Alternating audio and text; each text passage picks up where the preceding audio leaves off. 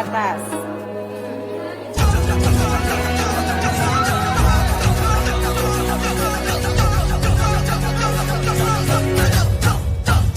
Kita pelajar Pancasila, kita bernafas dalam sila-silanya. Kita pelajar Pancasila, ayo kita jaga untuk Indonesia. Kita pelajar Pancasila, kita bernafas dalam sila-silanya. Kita pelajar Pancasila, ayo kita jaga untuk Indonesia.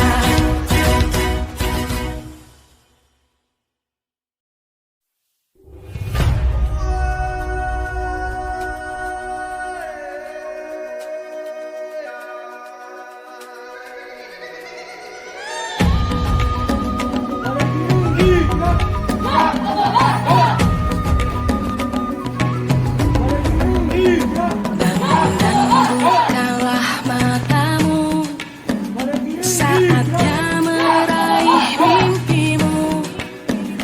Arahkan pandangan ke depan, Tuhan kan menuntunmu. Sadarilah masa berganti, tantangan kan kita hadapi. Bergandeng tangan untuk negeri, era kita menanti berseri. Kita pelajar Pancasila, kita bernafas dalam sila-silanya. Kita pelajar Pancasila, ayo kita jaga untuk Indonesia. Bersatu dalam perbedaan, berpegang tangan dan berlari. Singkirkan egomu, oh kawan, demi negeri ini. Jadilah generasi emas, cerdas berkarakter itu kita. Berjuang dan harus berani, kita terus torehkan prestasi.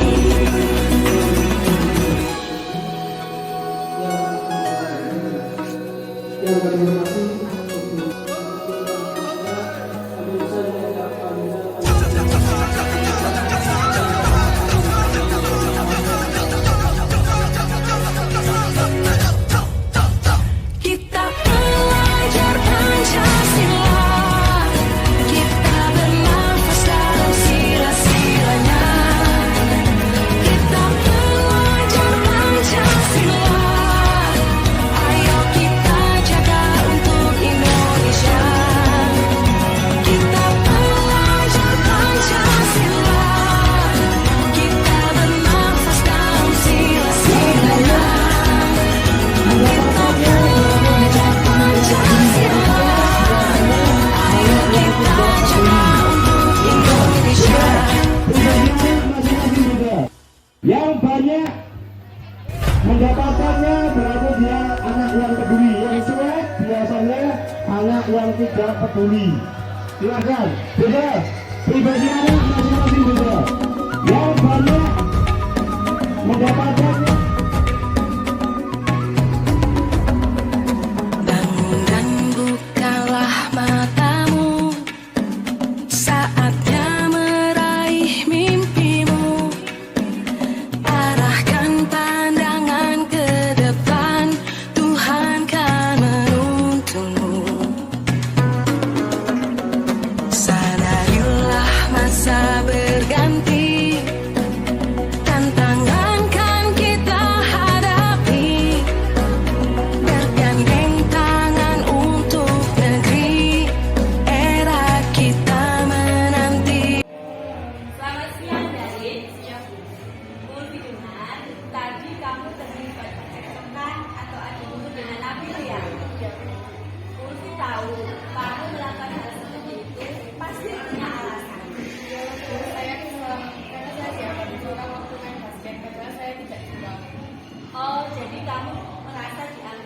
curang ketika main basket.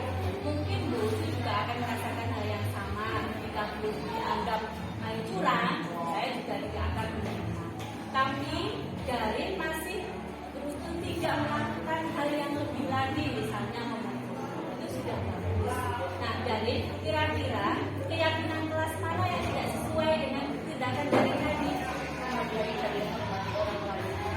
Penting tidak menurut Darin menghargai orang lain?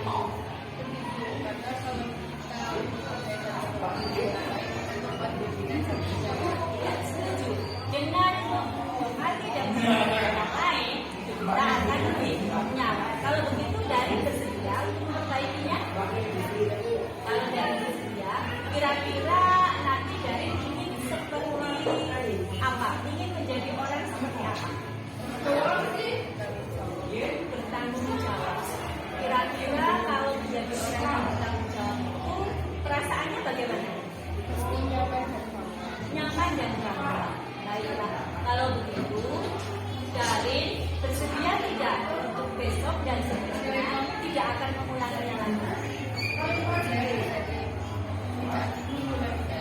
Oke, baik ya. Jadi besok dan seterusnya ini tidak dengan Darin melakukan hal yang sengaja. Ya. Terima kasih.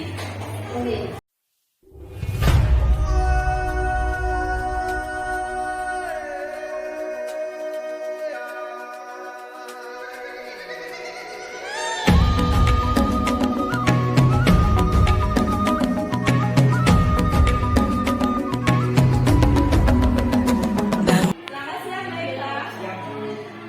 Benar, bukan pagi dari terlambat ya. Itu masih bagus. Kamu datang terlambat, tapi kamu pasti punya alasan kenapa datang terlambat. Alasan saya karena kesiangan. Ya, bagus kamu datang terlambat, bangun kesiangan, tapi tetap datang. Kamu sebenarnya kan bisa bangun kesiangan terus tidak sekolah, tapi Daiva tetap memilih untuk datang ke sekolah. Itu bagus.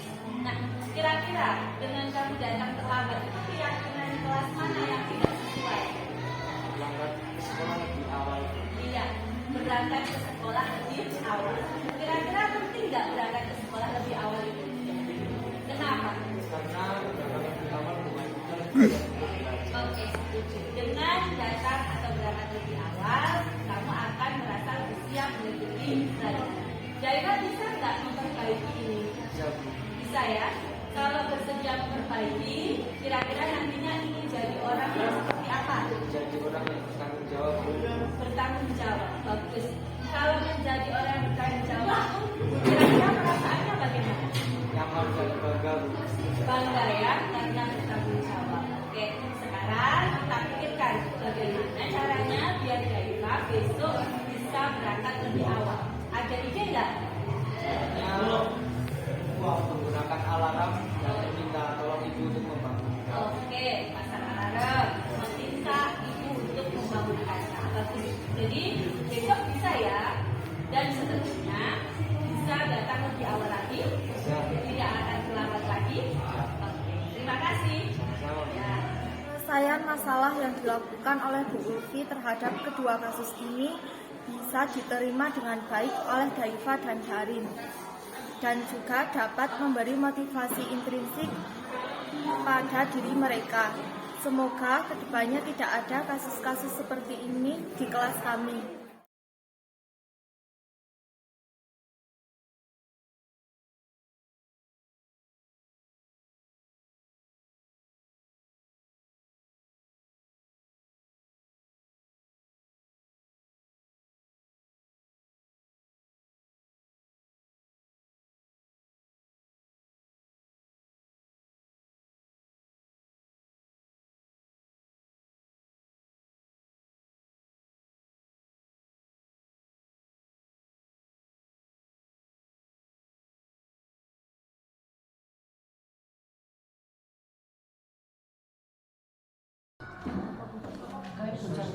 Bismillahirrahmanirrahim. Assalamualaikum warahmatullahi wabarakatuh. Rabbi Srahli Sadri wa yassir li amri wahlul 'uqdatam min lisani yafqahu qawli. Amma ba'd. Pertama-tama, marilah kita panjatkan puji syukur kehadirat Allah Subhanahu wa Ta'ala yang telah melimpahkan kesempatan kepada kita sehingga pada siang hari ini kita dapat berkumpul dalam acara diseminasi budaya positif oleh CGP Angkatan 7 SMP Negeri 1 Kalikajar. Yang terhormat Ibu Kepala Sekolah SMP Negeri 1 Kalikajar, yang saya hormati Bapak Ibu Guru serta staf karyawan. Marilah kita buka acara ini dengan membaca basmalah. Semoga dengan membaca basmalah acara kita akan lancar tanpa suatu halangan sampai dengan selesai. Amin. Acara yang kedua, menyanyikan lagu Indonesia Raya. Kepada Bapak Ibu dipersilakan untuk berdiri. Kepada Ibu Ayu untuk memandu.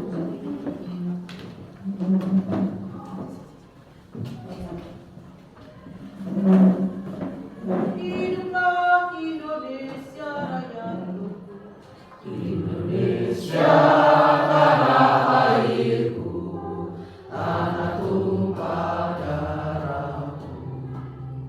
Di sanalah aku berdiri, jadi padu ibuku. Indonesia kebangsaanku, bangsa dan tanah airku. Marilah kita berseru, Indonesia bersatu. Hiduplah tanahku, hiduplah negeriku, bangsaku, rakyatku semuanya. Bangunlah jiwanya, bangunlah badannya untuk Indonesia Raya. Indonesia Raya, merdeka, merdeka, tanahku, negeriku yang ku cinta. Indonesia Raya, merdeka, merdeka, hiduplah Indonesia Raya. Indonesia Raya, merdeka, merdeka, tanahku, negeriku yang ku cinta. Indonesia Raya, merdeka, merdeka, hiduplah Indonesia Raya. Hadirin dipersilakan duduk kembali.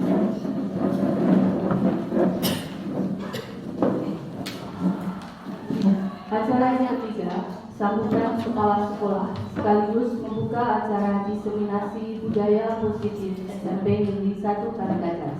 Kepada Ibu Delnya dipersilakan.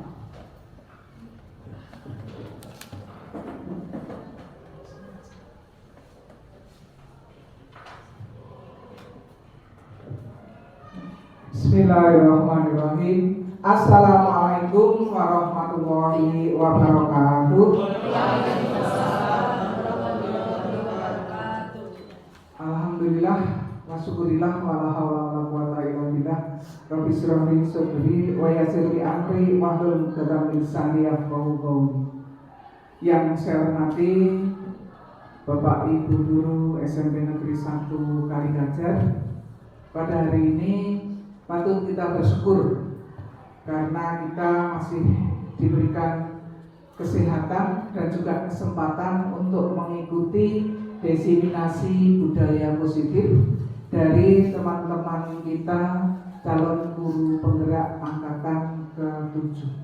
Bapak Ibu, perlu Bapak Ibu ketahui, budaya positif merupakan nilai-nilai, keyakinan-keyakinan dan kebiasaan-kebiasaan di sekolah yang berpihak pada murid agar murid dapat berkembang menjadi pribadi yang kritis, pribadi yang penuh hormat dan bertanggung jawab.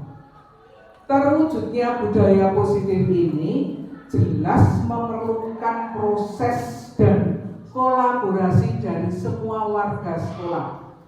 Kita tidak hanya bisa menyerahkan sepenuhnya pada teman-teman CGP, tapi kita semua harus ikut andil di dalamnya, termasuk orang tua dan warga masyarakat di sekitar sekolah. Kita selaku pihak sekolah wajib menyediakan lingkungan yang positif. Insya Allah sudah mulai terasa lingkungan yang aman dan nyaman agar murid-murid kita mampu berpikir, bertindak, dan mencipta dengan merdeka, dengan mandiri dan bertanggung jawab, sehingga apa yang diharapkan oleh kita, terbangunnya budaya positif, dapat terwujud. Bapak Ibu, kita menerapkan dan membangun budaya positif secara bersama-sama.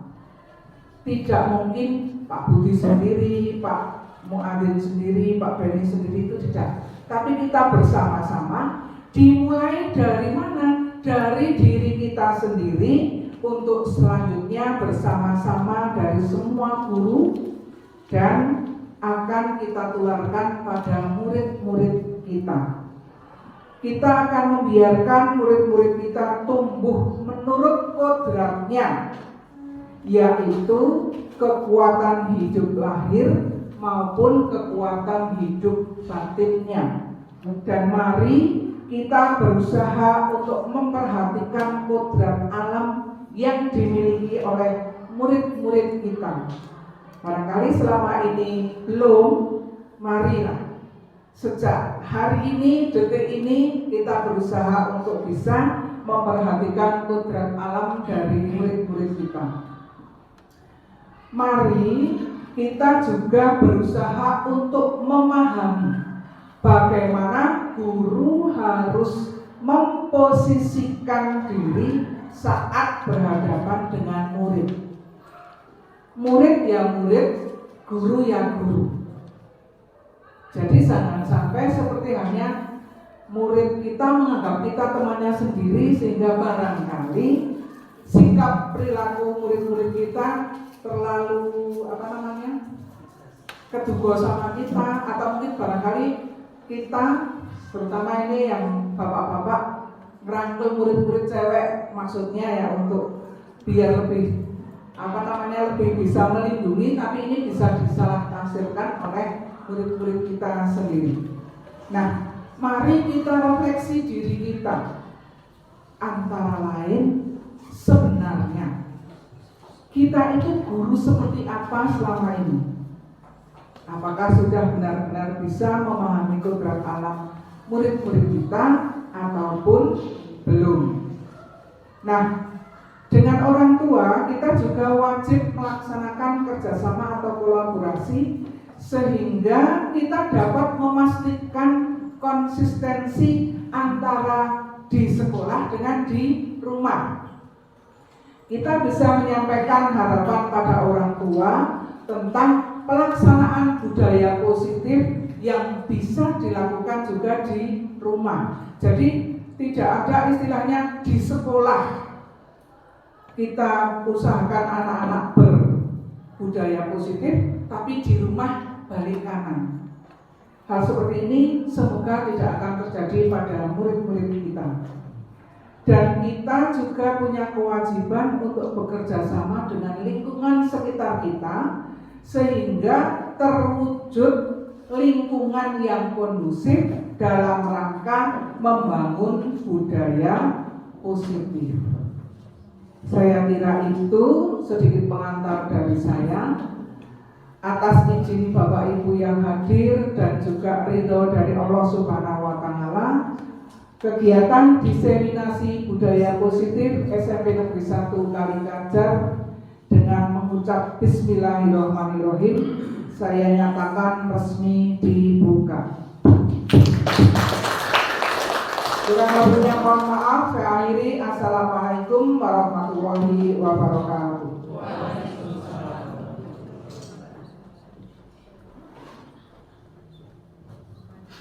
Acara yang keempat adalah doa penutup. Kepada Bapak Suharifin SPDI dipersilakan.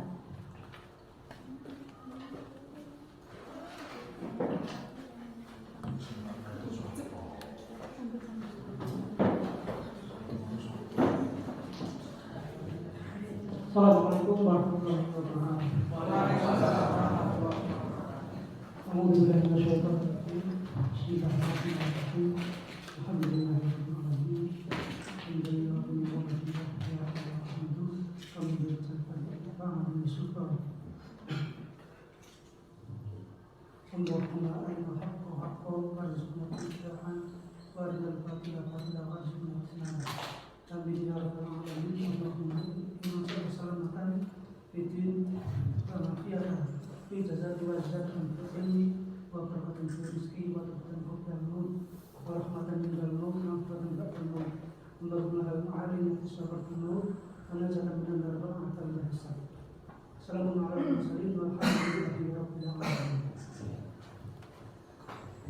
Assalamualaikum warahmatullahi wabarakatuh. Demikian acara pembukaan diseminasi budaya positif siang ini. Mari bersama-sama membaca hamdalah. Saya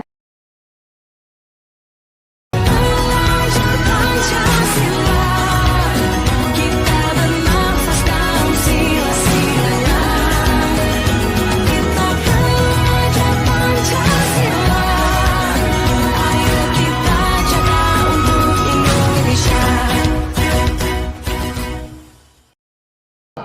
Acara selanjutnya adalah pemaparan dan tanya jawab oleh Ibu Ulfiatul Ingarah SPD. Kepada beliau dipersilakan.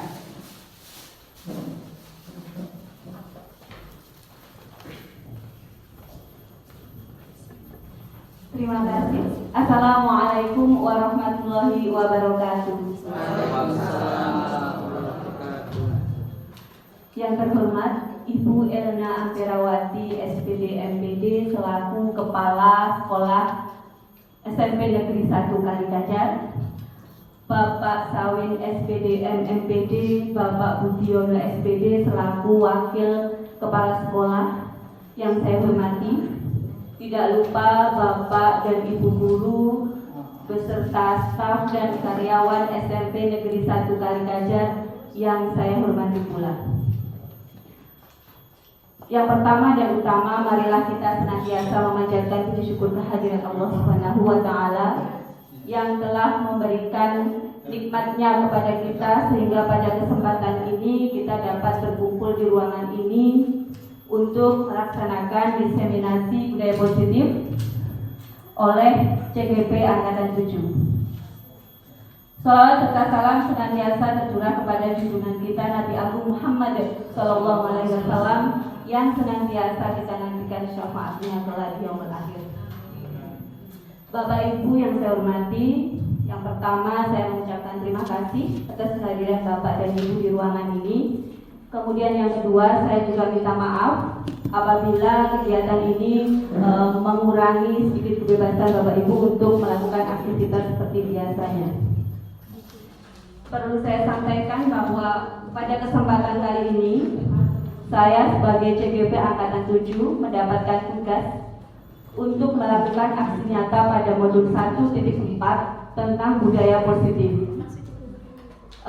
Untuk tugas aksi nyata yang pertama itu adalah mendiseminasikan budaya positif itu sendiri.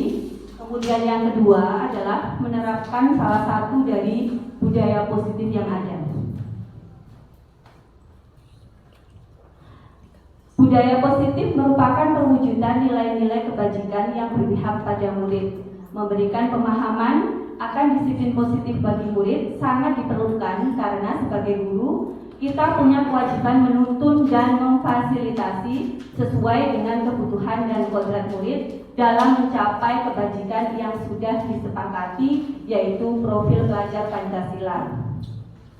Dalam menuntun dan mengembangkan murid secara optimal berdasarkan kodrat yang dimilikinya, maka guru memerlukan sebuah perubahan untuk menciptakan budaya positif di sekolah. Diharapkan nilai kebajikan yang diterapkan melalui budaya positif ini menjadi keyakinan yang akan menjadi motivasi intrinsik pada murid.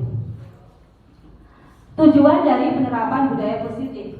Penerapan budaya positif diharapkan menjadi pembiasaan baik pada murid sehingga menjadi karakter positif yang berbudi pekerti luhur.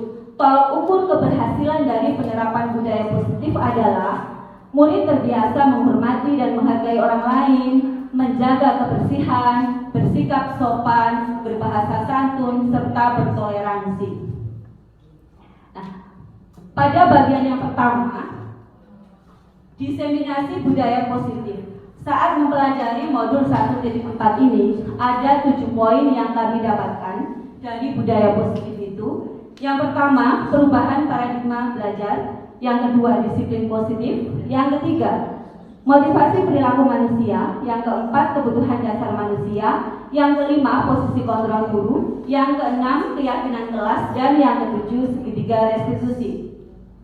Apa itu perubahan paradigma belajar? Menurut Ki Hajar Dewantara, mendidik dan mengajar adalah proses memanusiakan manusia sehingga harus memerdekakan manusia dan segala aspek kehidupan baik secara fisik, mental, jasmani, dan rohani. Intinya, kita harus berusaha mengubah paradigma belajar kita dari pembelajaran yang mungkin dulu berpusat pada guru, sekarang harus kita ubah bahwa pembelajaran harus bersifat pada berpusat pada murid. Kemudian disiplin positif.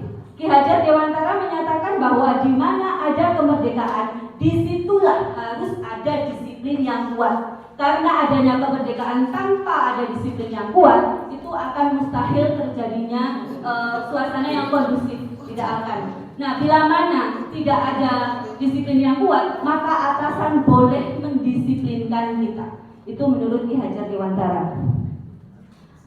Poin yang berikutnya, motivasi perilaku manusia. Ada 3 motivasi yang menjadi perilaku manusia. Yang pertama, untuk menghindari ketidaknyamanan atau hukuman. Jadi kita melakukan sesuatu itu hanya untuk sekedar menghindari hukuman atau menghindari ketidaknyamanan. Motivasi yang kedua, untuk mendapatkan imbalan atau penghargaan dari orang lain. Kita melakukan sesuatu hanya untuk mendapatkan penghargaan dari orang lain. Motivasi yang ketiga, ini yang diharapkan yang dimiliki oleh murid. Jadi dari ketiga motivasi itu nantinya yang diharapkan yang ada pada murid itu adalah motivasi untuk menjadi orang yang mereka inginkan dan menghargai diri sendiri dengan nilai-nilai yang mereka percaya. Intinya apa? Motivasi yang muncul itu secara intrinsik, bukan karena menghindari hukuman, bukan karena untuk mendapatkan penghargaan atau pujian, tapi memang motivasi yang berasal dari diri kita sendiri. Yang berikutnya, kebutuhan dasar manusia, ini ada 5. Yang pertama, kebutuhan bertahan hidup. Yang kedua, kebutuhan kasih sayang dan rasa diterima. Yang ketiga, kebutuhan penguasaan. Penguasaan ini bukan maksudnya berkuasa, bukan, tapi mendapatkan pengakuan. Jadi kebutuhan ingin mendapatkan pengakuan. Yang keempat, kebebasan, dan yang kelima, kesenangan. Posisi kontrol guru. Seorang guru ini bisa kita kategorikan menjadi 5. Nah, nanti silakan kita bersama-sama merefleksikan kita itu sudah berada pada posisi yang mana. Posisi kontrol yang pertama, bahwa guru sebagai penghukum. Contohnya, anak tidak mengerjakan PR, kemudian diberi sanksi, suruh push up, sit up, atau apa itu namanya tipe guru yang sebagai penghukum. Kemudian, tipe kontrol guru membuat rasa bersalah. Misalnya begini, ada anak yang terlambat. Kamu itu sudah berulang kali terlambat. Sudah saya ingatkan kok masih terlambat terus. Kalau seperti itu, nanti ibu yang kena, nanti ibu yang dimarahi oleh kepala sekolah. Nah, misalnya seperti itu. Itu posisi kontrol seorang guru sebagai pembuat merasa bersalah. Kemudian posisi kontrol yang berikutnya sebagai teman. Contohnya ada anak yang terlambat. Dan kenapa kamu terlambat? Saya bangun kesiangan, Bu. Terus besok lagi jangan terlambat ya. Sudah nggak apa-apa, silahkan duduk. Nah itu posisi guru sebagai teman. Kemudian posisi kontrol sebagai pemantau. Jadi kalau pemantau itu sudah didasarkan pada aturan yang ada. Misal aturan yang ada, kalau kita terlambat, maka konsekuensinya adalah pada jam istirahat nanti tetap tinggal di kelas untuk mengikuti pembelajaran yang tadi tertinggal. Maka ketika guru sebagai pemantau ada anak yang terlambat, kenapa kamu terlambat? Saya kesiangan, Bu. Sudah tahu konsekuensinya? Sudah, Bu. Silahkan duduk. Nah, seperti itu sebagai pemantau. Kemudian posisi kontrol guru yang kelima, ini manajer. Nah, diharapkan ini adalah kita semua Bapak Ibu guru berada pada posisi kontrol sebagai manajer. Seperti apa manajer itu? Jadi manajer itu sudah berlaku sebagai pemantau, tapi masih ditambah dengan mencari solusinya. Misalnya ada anak yang terlambat, diajak ngobrol. Kamu tahu kenapa kamu terlambat? Bangun kesiangan. Kamu sudah tahu konsekuensinya jika terlambat? Sudah. Nah, kira-kira besok untuk tidak terlambat lagi bisa tidak? Bisa, Bu. Dengan cara apa? Karena bangun kesiangan mungkin saya bisa pasang alarm. Atau mungkin apa? Saya nanti mau meminta ibu membangunkan saya lebih awal lagi. Nah, itu adalah posisi kontrol guru sebagai manajer. Jadi membantu mencari solusi. Kemudian keyakinan kelas. Apa itu keyakinan kelas? Keyakinan kelas yaitu nilai-nilai kebajikan universal yang disepakati secara tersirat dan tersurat, lepas dari latar belakang suku, negara, bahasa, maupun agama. Prosedur pembuatan keyakinan kelas. Yang pertama, mempersilahkan warga sekolah atau murid-murid untuk bercurah pendapat. Jadi semua warga sekolah atau semua warga kelas harus menyampaikan pendapatnya melalui curah pendapat. Yang kedua, mencatat semua masukan-masukan dari murid. Yang ketiga, mengganti kalimat-kalimat bentuk negatif menjadi positif karena keyakinan kelas itu tidak boleh dalam bentuk kalimat yang negatif. Tidak boleh ada kata tidak boleh ada kata jangan. Nah, contohnya itu, jangan berlari di kelas, mungkin diganti dengan berjalan di kelas. Prosedur berikutnya, tinjau ulang keyakinan kelas secara bersama-sama. Setelah itu, keyakinan kelas yang sudah disetujui dengan cara menandatangani keyakinan kelas oleh semua warga di kelas itu, baik guru maupun murid. Nah, keyakinan kelas yang sudah selesai ditandatangani ini dipasang di dinding kelas yang berikutnya agar diyakini sebagai kesepakatan yang ada di kelas itu. Yang berikutnya, segitiga restitusi. Ada 3 tahapan dalam melaksanakan segitiga restitusi. Untuk apa segitiga restitusi ini? Untuk mengatasi murid-murid yang mempunyai masalah. Tahapan yang pertama adalah menstabilkan identitas. Misal kita punya murid yang punya masalah. Misalnya, contohnya saya ambilkan contoh terlambat lagi. Nah, kita panggil, ditanya, kenapa kamu terlambat? Misalnya begitu. Untuk menstabilkan identitas, kalimatnya dengan begini. Pasti semua orang pernah melakukan kesalahan. Mungkin tidak hanya kamu saja yang pernah terlambat, hanya untuk mereda, ya, itu menstabilkan identitas. Yang berikutnya, validasi tindakan yang salah. Untuk memvalidasi tindakan yang salah, mungkin bisa dengan kalimat, contohnya, gini. Tadi kan menstabilkan sudah ya, tidak hanya kamu saja yang pernah terlambat. Validasi tindakan yang salah, mungkin begini. Kamu pasti punya alasan kenapa datang terlambat. Bisa kesiangan, mungkin angkotnya ngetem, dan lain-lainnya. Nah, tahap yang berikutnya dengan menanyakan keyakinan kelas. Kira-kira kalau kamu datang terlambat, itu keyakinan kelas mana yang tidak sesuai? Nah, misalnya datang ke sekolah tepat waktu. Nah, setelah anak menyadari bahwa tindakannya itu menyalahi dari keyakinan kelas, maka seorang guru bisa menjalankan posisinya kontrol sebagai manajer untuk membantu mencari solusinya. Untuk aksi nyata yang kedua, menerapkan salah satu budaya positif yang ada. Kebetulan yang saya pilih adalah membuat keyakinan kelas. Proses membuat keyakinan kelas, ini masih tindakan yang saya lakukan. Yang pertama adalah berkoordinasi dengan kepala sekolah. Kemudian yang kedua, berkoordinasi dengan koordinator standar proses. Yang ketiga, berkoordinasi dengan guru pembimbing. Yang keempat, saya melakukan pembuatan keyakinan kelas dengan cara curah pendapat dari semua warga kelas atau semua murid. Pendapat ditulis pada sebuah kertas. Semua pendapat dari murid, semua saya pasang di papan tulis seperti ini. Nah, setelah semua terpasang di papan tulis seperti itu, saya kelompokkan pendapat-pendapat yang mempunyai tujuan sama. Dari pengelompokan itu ternyata terdapat 6. Karena masih ada beberapa yang menggunakan kalimat negatif, merumuskan kalimat positifnya secara bersama-sama. Kemudian meninjau ulang keyakinan kelas secara bersama-sama, dan setelah keyakinan disetujui, maka dilakukan penandatanganan keyakinan kelas. Nah, seperti ini hasilnya. Ini adalah praktek keyakinan kelas yang sudah saya buat. Dari beberapa pendapat tadi ternyata muncul 6 keyakinan kelas yang diyakini. Terima kasih, itu saja paparan dari kami. Kurang lebihnya mohon maaf. Terima kasih atas perhatiannya. Saya akhiri. Wassalamualaikum warahmatullahi wabarakatuh. Oh ya, mohon maaf ada sesi yang terlewatkan ini.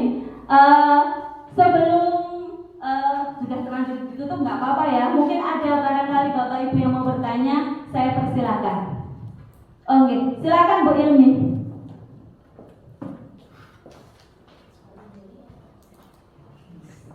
Terima kasih atas waktunya.